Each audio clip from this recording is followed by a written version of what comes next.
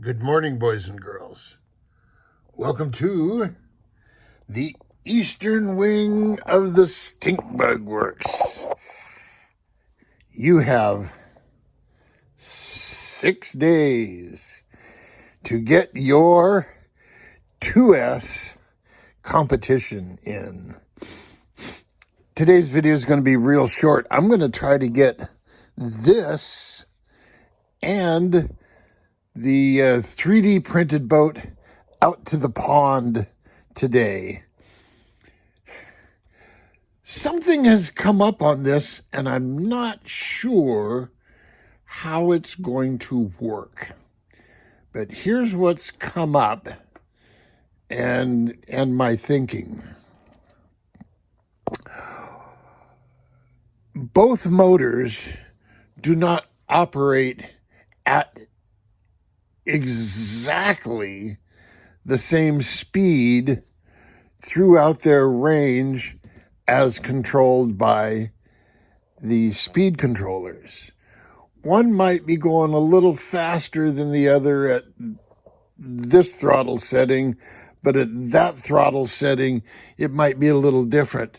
I mean, let's face it, we're dealing with mechanical and electrical devices. And if you know anything about electronic components, one of the factors in a component is its percentage. How close is it to the value that you want? So when you buy capacitors, you can get 5%, 10%, 20%, and so the higher the percentage, the lower the quality. And so nothing's ever 100% the same. So when I run these motors unloaded, just up in the air, sometimes they act funny. At full throttle, everybody's, going full tilt. But as they go through the process, they oftentimes fight each other.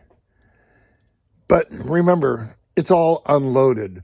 Once there's a prop in the water and a load on them, they'll both be working, trying to spin the prop rather than trying to spin the other motor or slowing down the other motor, if you follow what I'm saying.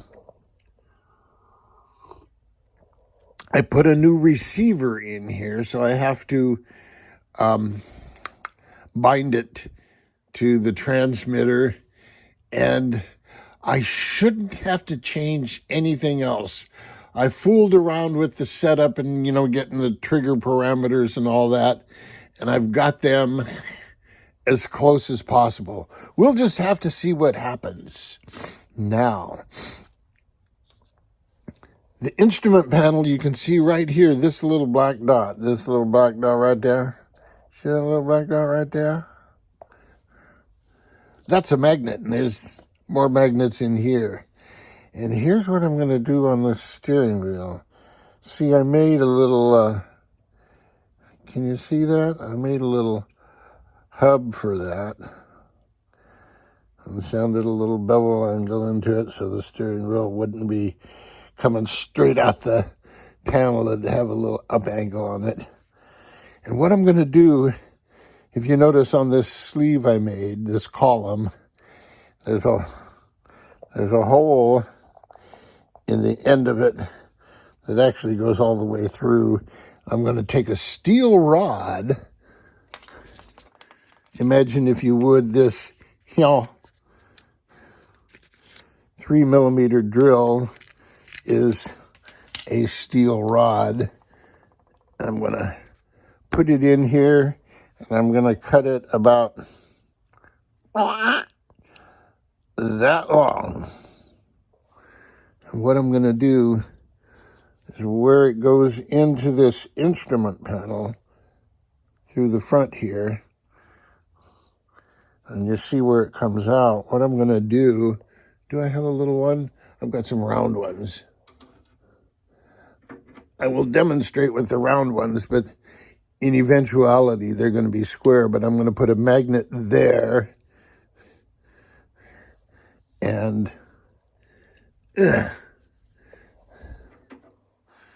and another magnet there to hold the steering wheel in place. And then I will epoxy these magnets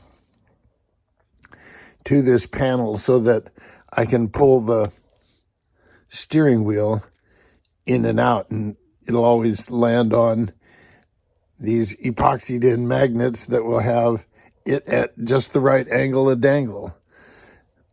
So I can move things around just a little bit if I need to, and voila, there's my cool steering wheel mount. So that's really all I need to do is put a steering wheel in here and put his go no-go gauge. And you notice I put gas caps on it. Who was it? It might have been Scaleworks. There was somebody that wrote me back when and said, oh, you ought to put gas caps on it. And I said, yeah, that's a good idea. And I ordered some gas caps. And then somebody started saying, well, you know, you need belly button lint for the people that are in there, and they got to have dirt under their fingernails, and go into all kinds of crazy scale details. And I said, stop.